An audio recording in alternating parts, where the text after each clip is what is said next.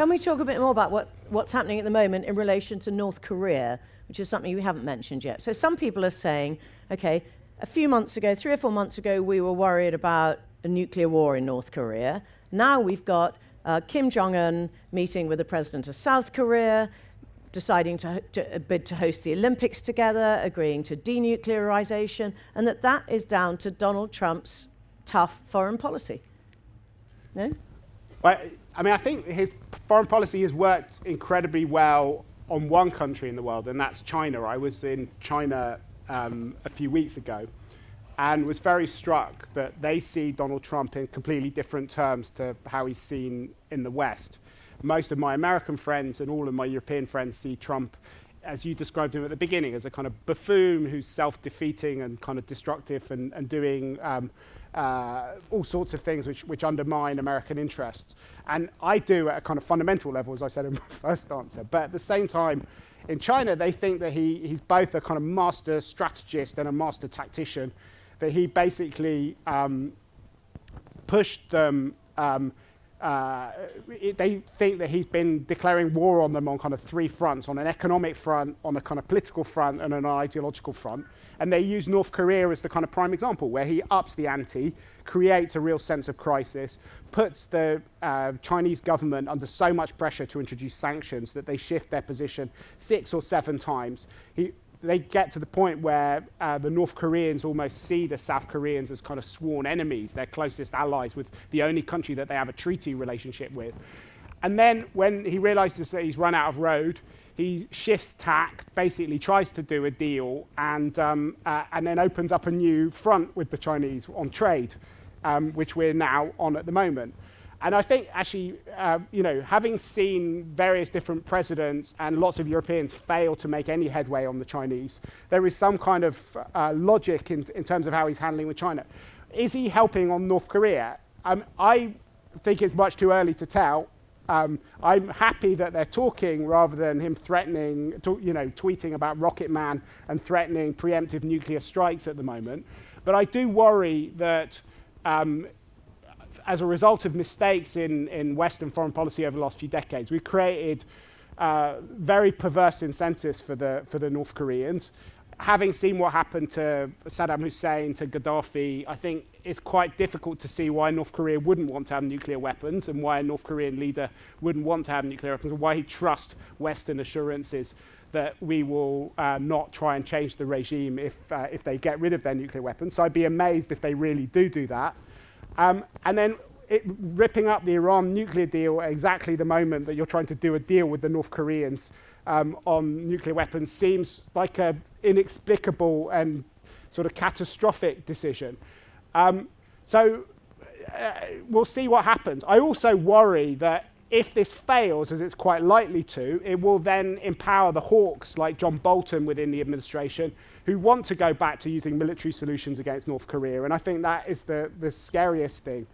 So I do think we have every incentive to try and make this work as much as possible. I think that you have very wise leadership being shown by the South Korean authorities that have been trying to handle and to manage Trump, but they're in a very risky position because they have exposed themselves enormously, and Trump is totally unreliable and unpredictable, and that could be another big casualty of this affair.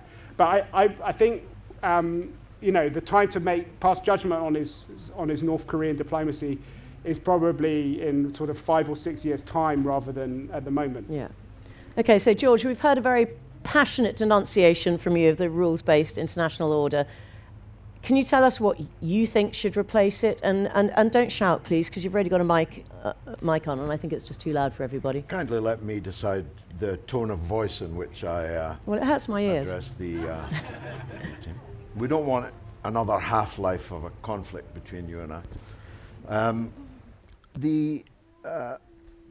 Donald Trump is an unpredictable, unstable person. He's not a strong and stable genius. He's a bull in a china shop. And to mix the metaphor, even a stop clock is right twice a day. And he was right to meet with the North Korean leadership, and he was right to encourage a rapprochement between North and South Korea, and it's going swimmingly. In fact, it's practically a love-in. The Koreans are embracing each other with a warmth and vigor that no one could possibly have imagined, and Donald Trump's predecessors would never have permitted. This is important. Barack Obama would never have met Kim Jong-un, and therefore the permafrost of North-South Korea relations would have continued. So, and not only would Barack Obama not have done it, Hillary Clinton would not have done it. And so if we are looking objectively at this thing, you have to say that Trump was right about Korea and the others were wrong, because Korea has been, for decades, a clear and present danger to world peace and stability. It's not that I'm passionately denouncing the rules-based international order. I'm passionately denouncing the fact that there is no rules-based international order. You just call lawlessness a rules-based international order with some mistakes, some breaches. But how many breaches does it take to invalidate your thesis in the first place? If you have what you call an international rules-based system in the world, which is not just breached, not just mistakes, but which kills millions of people and renders the whole world completely unstable. How many times does that need to happen before your thesis is invalidated? Now, for most people, it long ago ceased to be credible to call it a rules-based international order. And I refuse to accept your thesis, that's all. I haven't got a thesis. I'm just asking you two what you think. Well, your thesis is that there is an international rules-based order. Oh, I see. And my case is that it's abundantly clear that there has not been. And that therefore, attempts to exceptionalize Trump, which is the liberal mantra, are nonsense. He's only been in 23 months.